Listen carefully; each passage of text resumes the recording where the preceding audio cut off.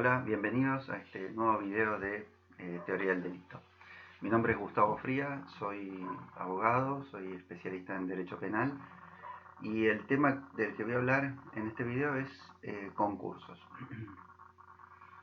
El nombre concursos se toma es el que utiliza el Código Penal, en los artículos 54 a 58.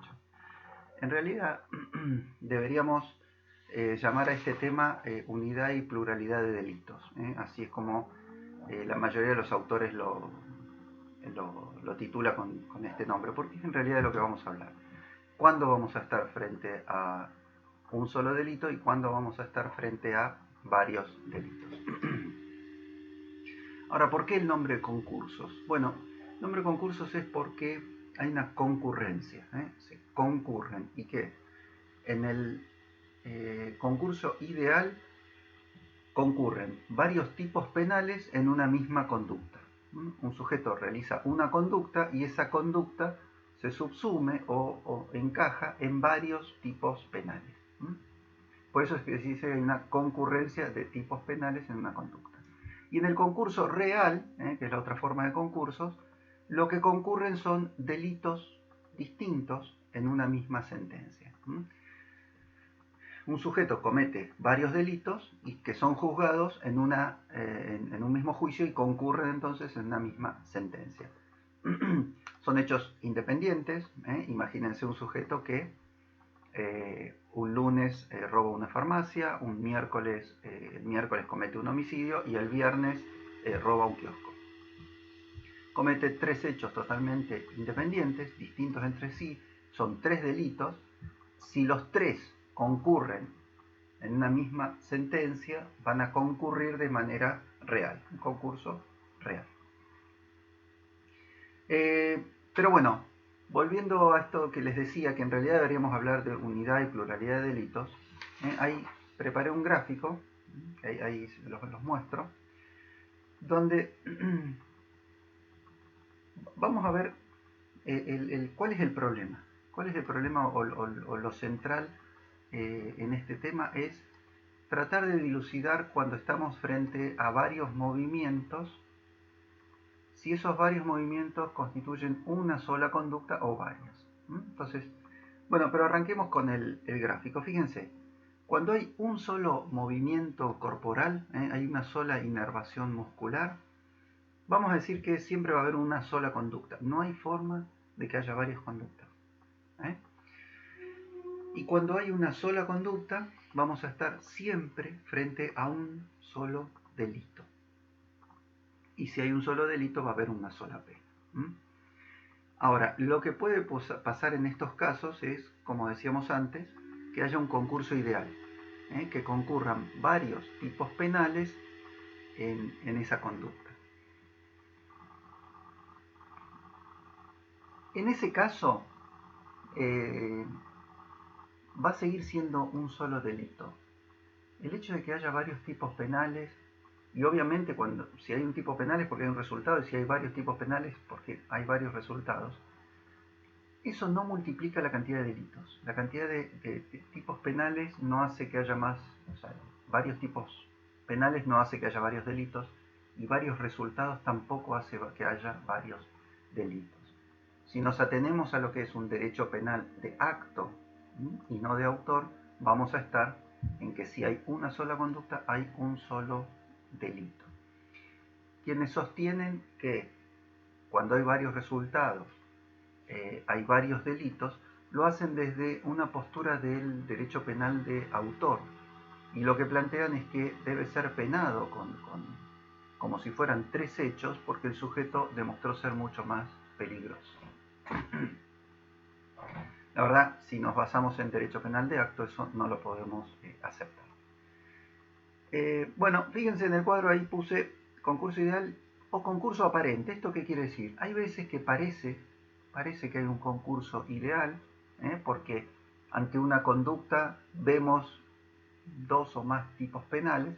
Sin embargo, por aplicación de algún principio del derecho, alguno de los tres, ahora les voy a decir cuáles, principios del derecho, vemos cómo uno de esos tipos penales que concurren desplaza o interfiere a los otros.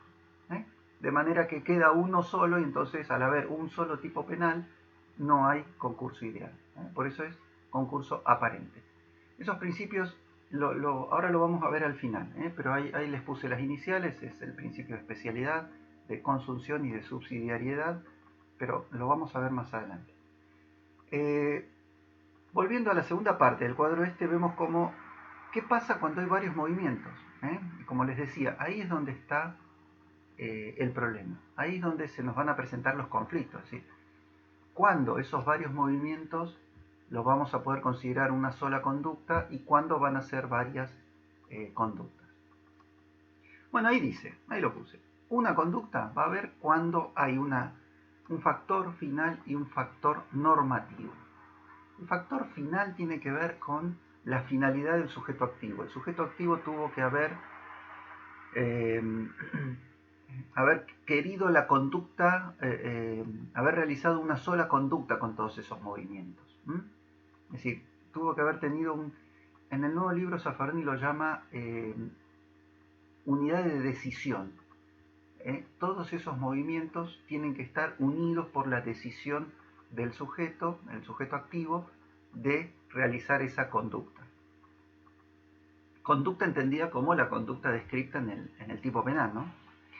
Y el factor normativo tiene que ver con una norma que de alguna manera agrupe o aglutine todos esos movimientos en una conducta. El ejemplo clásico es el ejemplo de la estafa. Ustedes saben, el tipo penal de la estafa es cuando una persona, a través de un ardid o engaño, logra que otra voluntariamente le entregue parte de su patrimonio. Eso es básicamente el delito de estafa.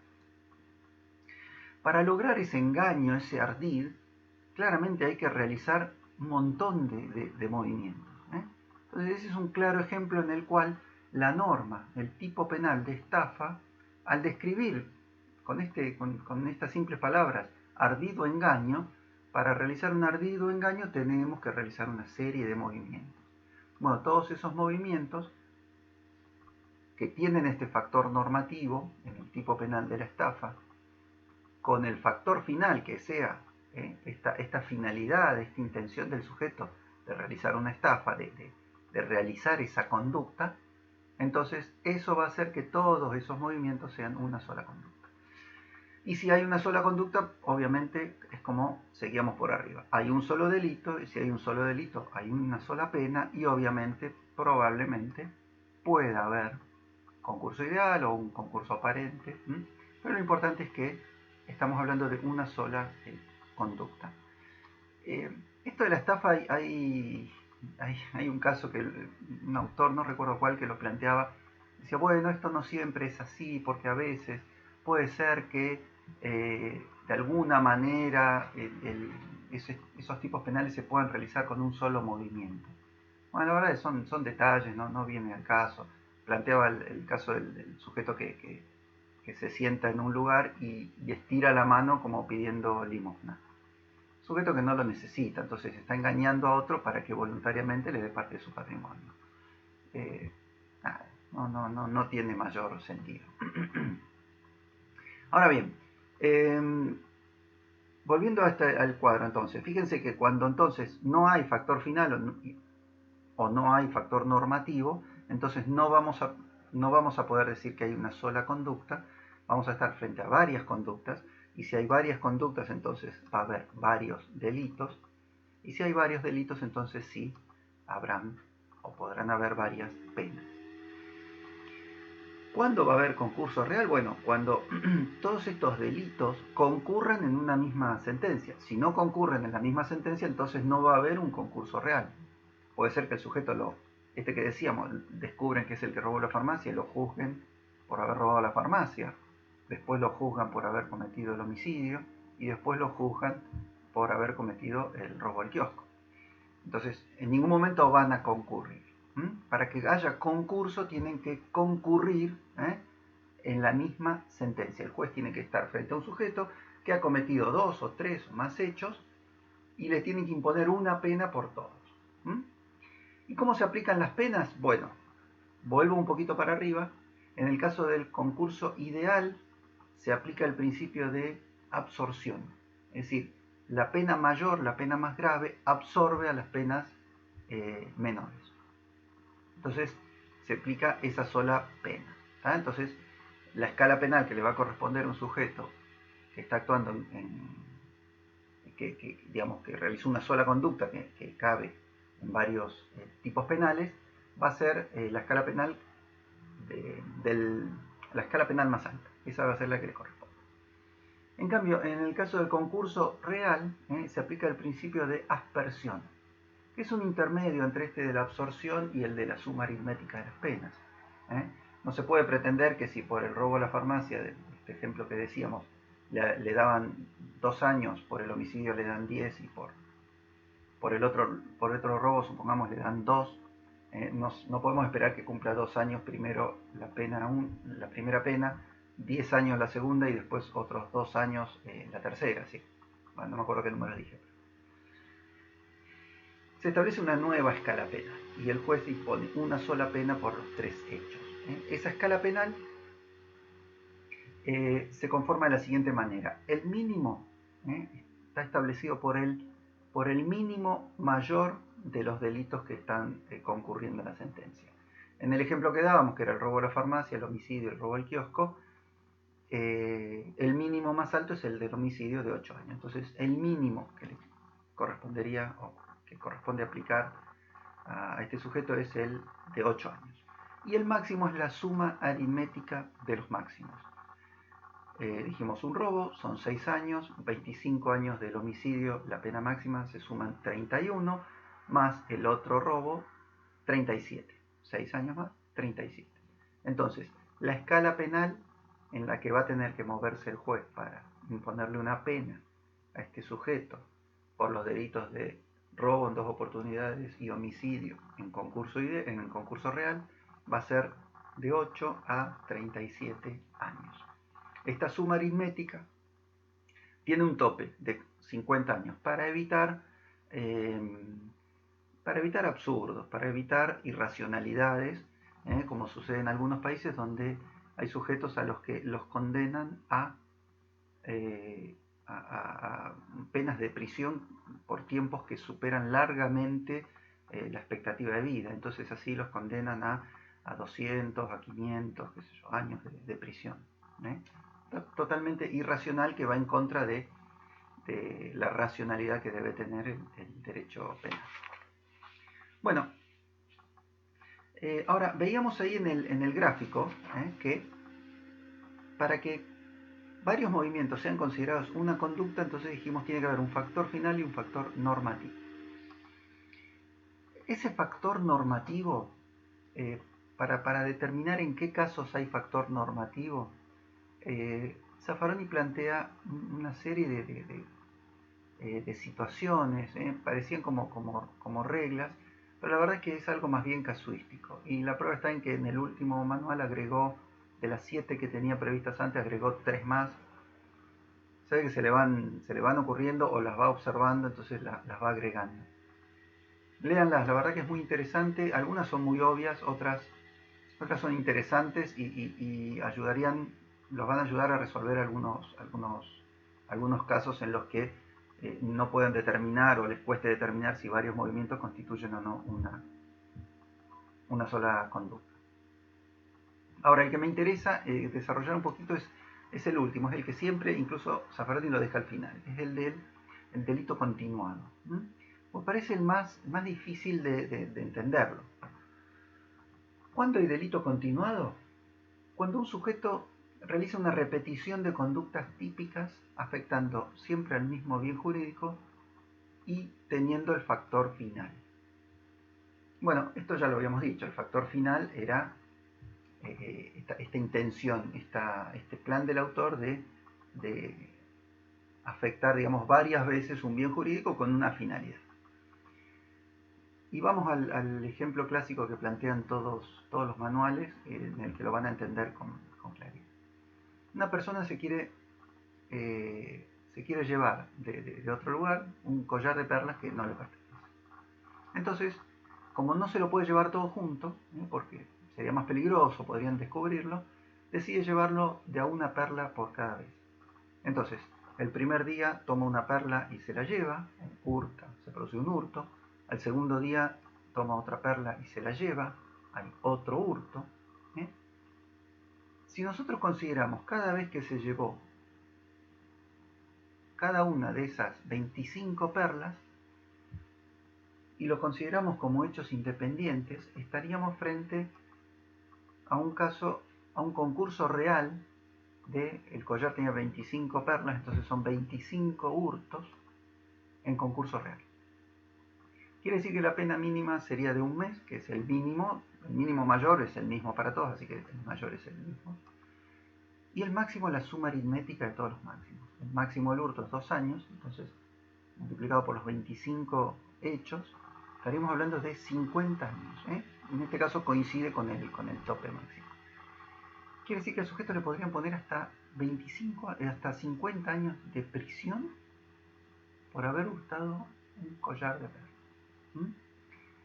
Esto que es totalmente irracional. Es por eso que la doctrina ha creado esto del delito continuado, el instituto del delito continuado, que lo ha receptado la jurisprudencia y esto lo aplica. Entonces, para este caso, vamos a ver cómo hay una repetición de conductas típicas, hurta, todos los días hurta uno. Hay un factor final, la intención es llevarse el collar, no llevarse cada perla cada día. Si quiere llevar todo el collar, por eso se lleva una perla por día. Y hay una identidad del bien jurídico afectado. Está afectando el patrimonio. Está afectando el patrimonio del dueño del collar. Y fíjense que es algo que, un patrimonio, bien jurídico, que permite ser afectado por grados. Si el bien jurídico no permite ser afectado por grados, claramente no podrá haber un delito continuado respecto de ese bien jurídico.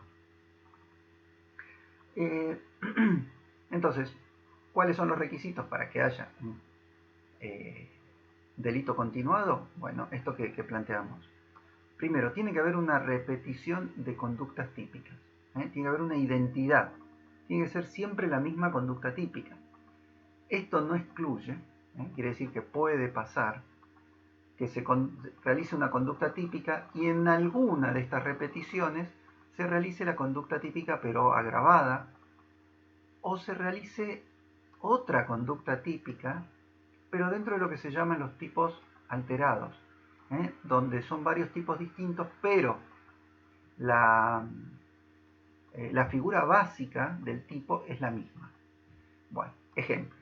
Con el tema del agravado, imagínense la persona que se tiene que llevar el collar de perlas, todos los días la toma, pero uno de los días encuentra el alajero cerrado con llave. Entonces, toma una llave falsa y lo abre. El uso de llave falsa hace que el hurto sea hurto agravado. Entonces, eso hace que todo el hecho, todos los hurtos que venía realizando, el hurto agravado y después todos los hurtos que sigue realizando, lo vamos a considerar una sola conducta. Es la misma figura típica, más allá de que sea agravada, y obviamente ya no va a ser un hurto de un collar, sino que va a ser un hurto agravado del collar. Siempre la figura, más grave que se utilizó va a ser la que, le dé la calificación a toda la conducta. ¿Y qué pasa si varios días después no logra abrirlo con la llave falsa? Entonces tiene que forzar la cerradura. Entonces ya ahí está aplicando fuerza en las cosas y eso entonces ya lo convierte no en un hurto agravado, sino en un robo. Ahora, el robo es una conducta típica distinta del hurto. El robo no es el hurto agravado. Es una conducta típica distinta. Pero es uno de esto que yo les decía, tipos alterados, donde en realidad hay una figura básica que es la misma. En este caso, el apoderarse de una cosa total o parcialmente ajena. En el hurto, solamente eso ya es hurto. Y el robo, a eso le agrega la violencia en las personas o la fuerza en las cosas. Entonces, en ese caso, vamos a considerar que sigue siendo la misma conducta típica, más allá de que pasó a ser ahora un robo. y otra vez. Se hurtó, un día fue un hurto agravado, siguió hurtando, ya estamos frente a un hurto agravado. Robó, una de las perlas las robó, entonces eso lleva todo el hecho a robo. Después siguió hurtando y cuando termina el hecho, todo eso es, la calificación es de robo. ¿Mm? Entonces, ese es el primer requisito, ¿no? Que haya una identidad de la conducta típica. El segundo requisito es que haya una identidad en el bien jurídico. ¿eh? Bueno, claramente, como les decía recién, se tiene que tratar de un bien jurídico que admita ser afectado por grados. ¿Mm? Uno puede ir afectando por grados el patrimonio, ¿sí? Puede ir afectando por grados no sé, la integridad física. Lo lastimo, lo vuelvo a lastimar, lo lastimo más gravemente, lesiones leves, graves. Bueno, puedo ir. Ahora el homicidio no.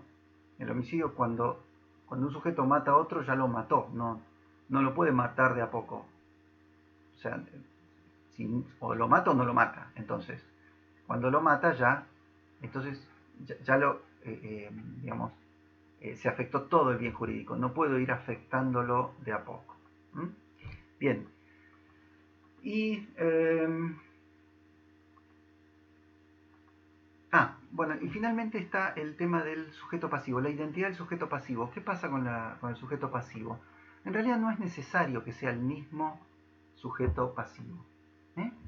Imagínense un sujeto sube a un colectivo y dice, con un arma los amenaza y se arriba las manos, quédense quieto, denme todas sus pertenencias. Y se lleva las pertenencias del chofer y de los 20 pasajeros. Claramente no estamos hablando de 21 robos.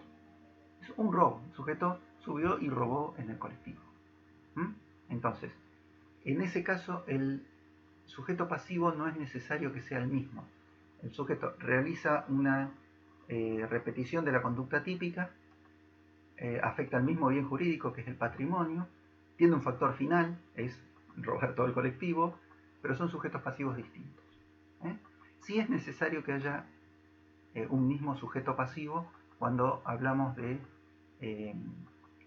afectaciones de la persona, de la integridad física de la persona. Entonces, si hablamos de homicidio, si hablamos de lesiones, si hablamos de abusos sexuales, en esos casos sí es necesario que haya una identidad de la persona del sujeto pasivo. Ejemplo, un sujeto golpea a dos. Entonces, o vamos primero con uno. Golpea a uno. Le pega 2 trompadas, lo lesiona.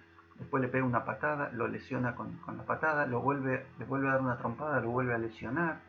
Todas esas lesiones no son hechos independientes que concurren de manera real. No hay un concurso real de lesiones. Es una sola conducta. Cada golpe, o sea, todos esos golpes son una sola conducta y el resultado que produjo es de lesiones. Obviamente puede ser lesión leve, lesión grave, otra vez lesión leve. Bueno, todo eso hace que sea una lesión grave. Si lo hace con 2 sujetos, golpea a uno, le produce algunas lesiones, después golpea al otro, le produce otras lesiones, vuelve a golpear a esto, imagínense esto en el mismo momento, vuelve a golpear al otro, bueno, las lesiones que va ocasionando, todas las que realiza sobre el primer sujeto, todas esas son una conducta con un resultado que es las lesiones que le haya provocado, leves, graves o gravísimas. Y todas las acciones que realiza contra el otro sujeto, todos los movimientos, todos los golpes, eso van a ser otra conducta, otro delito, que va a ser el de las lesiones que le haya provocado. No es como el colectivo que robó a todos y era un solo hecho. Acá golpeó a 2, no es un solo hecho, son 2. ¿Por qué? Porque la agresión se produce sobre la persona física del sujeto pasivo. Lo mismo el homicidio. Si el sujeto junta a 3 personas, le dispara a uno, después le dispara a otro y después le dispara al otro y mata a los 3, no es lo mismo que ponerlos en fila y pegarle un solo disparo. En ese caso va a haber un concurso, en el caso de que dispare a uno, después a otro, después a otro, va a haber un concurso real ¿Por qué? Porque el bien jurídico afectado, porque el sujeto pasivo, ¿sí?, es distinto y se está afectando a la persona física. Entonces, en ese caso no vamos a poder considerar que hay un solo hecho. ¿Mm? Son tres hechos distintos. No podemos unir todos los movimientos en una sola conducta porque se afectó la persona física de cada uno de ellos. Habrá 3 homicidios en concurso real. La pena será el mínimo de 8 años, el mínimo mayor, como son iguales es el mismo, y la suma aritmética de los máximos. 25 por 3 da 75, como no nos podemos exceder de 50, quedan 50. De 8 a 50 años. ¿Mm? En cambio, el que pone a los 3 en fila, dispara y los mata a los 3 con un solo disparo, lamentablemente realiza una sola conducta y no lo podemos penar por haber cometido varios delitos porque solo realizó una conducta. Un solo movimiento es una sola conducta, es un solo delito. Obviamente es mucho más grave que matar a una sola persona. Entonces, cuando el juez vea que mató a 3 personas y las mató de esta forma, tal vez o seguramente le impondrá una pena que esté más cerca del máximo que del mínimo. Bien, lo que no significa que, y al otro, que la escala penal, por matar a los 3 separadamente, es decir, primero uno, después otro, después otro, la escala penal es de 8 a 50 años, con lo cual tal vez también le dé 25, es decir, en la práctica tal vez no haya mucha diferencia. Pero bueno, habría que ver bien las circunstancias, todo. Bien, hay una cuestión más que no actúa como requisito, pero sí funciona como un indicio, que es la continuidad temporal y espacial. El hecho de que se produzca en el mismo lugar y en el mismo momento, eso nos da un indicio de que se puede tratar de una sola conducta. Todos esos movimientos se tratan de una sola conducta, pero no necesariamente. Ya lo vimos recién, si se trata de un abuso a 2 personas, una que está abusando sexualmente de otras 2, todos los actos de abuso respecto de una en el mismo momento, bajo la misma coerción, eso va a ser considerado un solo abuso sexual, el más grave que llegue a producir. Ahora, si lo está haciendo de respecto de 2 y lo abusa de una, después abusa de la otra, vuelve a abusar de esta, y va abusando de estas 2 personas así alternativamente, todos los actos respecto de la primera es como el tema de los golpes. Todos los actos, los abusos respecto de la primera van a ser considerados un abuso y todos los abusos respecto de la segunda, otro abuso. Son 2 conductas, porque se está afectando la persona física. Se le afecta a la persona en su físico, en su persona. ¿Sí? Entonces, eso no nos permite decir que esos movimientos hacen a una sola conducta. Los que van sobre una, hay identidad de sujeto pasivo, sí, pero cuando son 2, no. Bueno, entonces esto ya estaría lo que es delito continuado. Me queda por ver lo que es el concurso aparente, que les dije que lo íbamos a ver al final. Les decía, el concurso aparente entonces es cuando hay una sola conducta sobre la cual aparecen así a la vista 2 tipos penales o más. Sin embargo, hay uno que es desplazado o interferido por uno de ellos. O sea, hay uno que desplaza o interfiere a los demás y queda solo. Y al quedar solo, entonces no hay concurso ideal. Hay un solo tipo penal en el que se subsume la conducta. Y habíamos dicho, estos principios son el de especialidad, el de consunción y el de subsidiariedad. El de especialidad es del que surge el viejo adagio de que ley especial deroga ley general. Siempre algo más específico es de aplicación respecto de lo que es más genérico. En nuestro caso, hablando de derecho penal, lo que tenemos son tipos penales. Entonces, el tipo penal que es más específico, que requiere de más elementos para configurarse, es más específico de otro que es más genérico.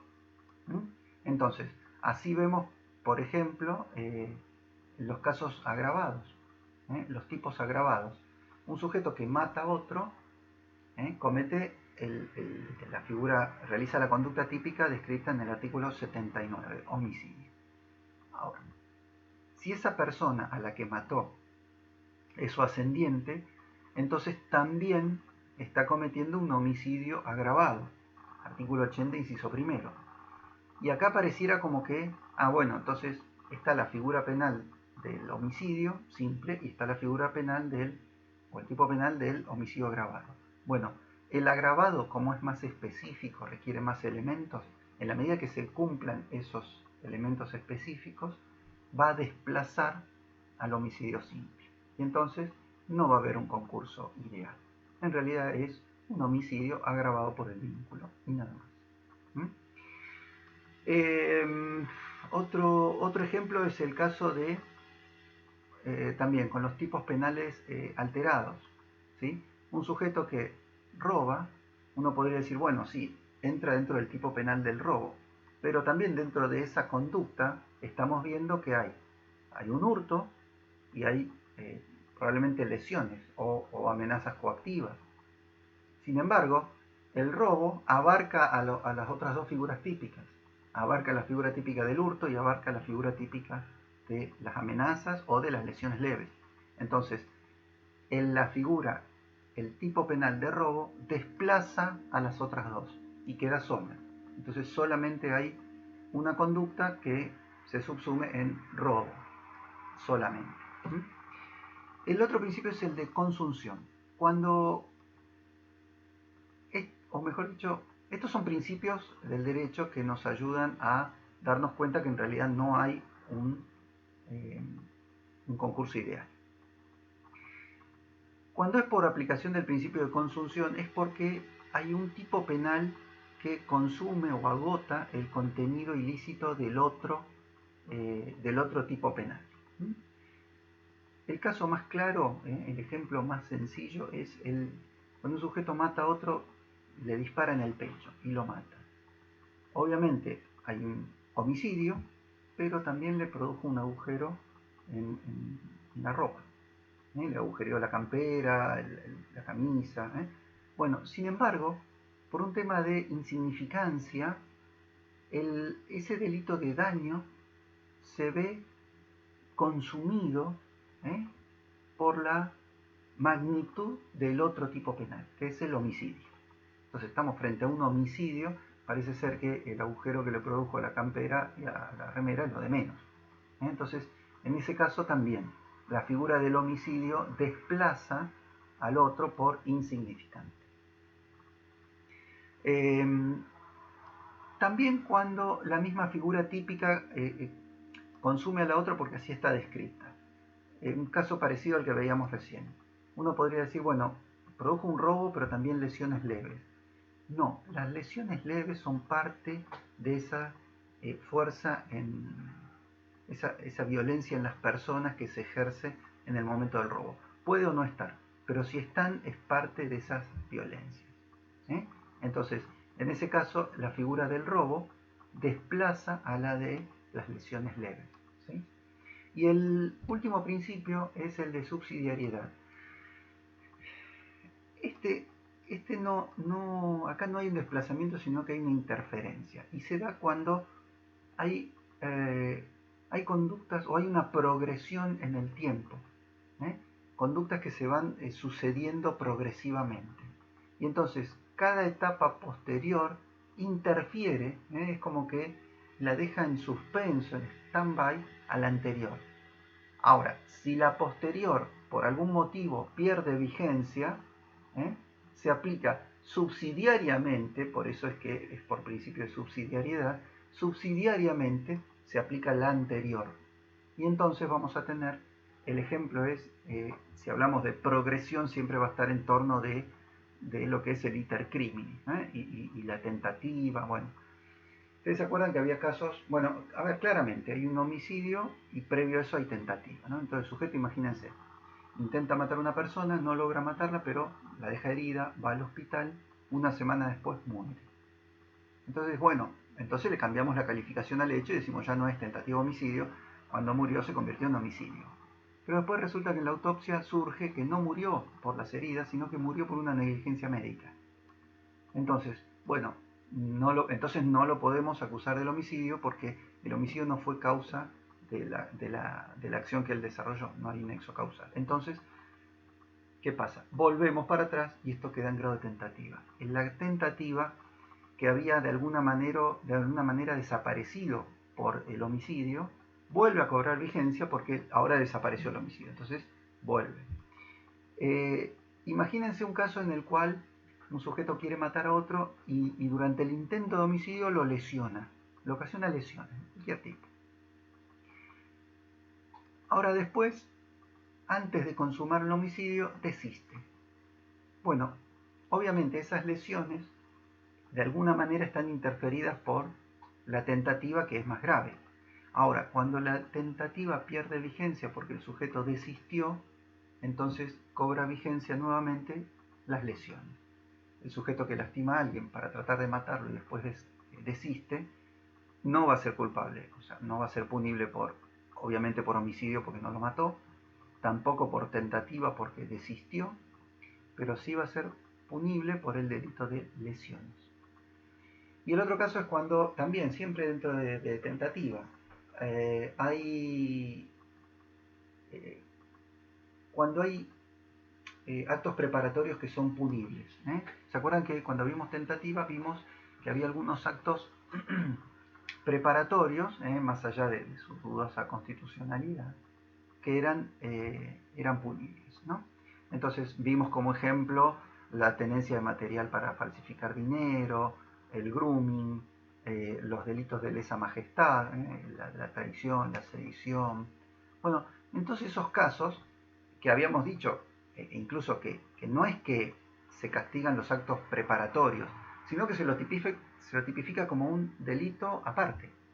Ahora, claramente describen conductas que son preparatorias de otras. Entonces, lo que están haciendo, están castigando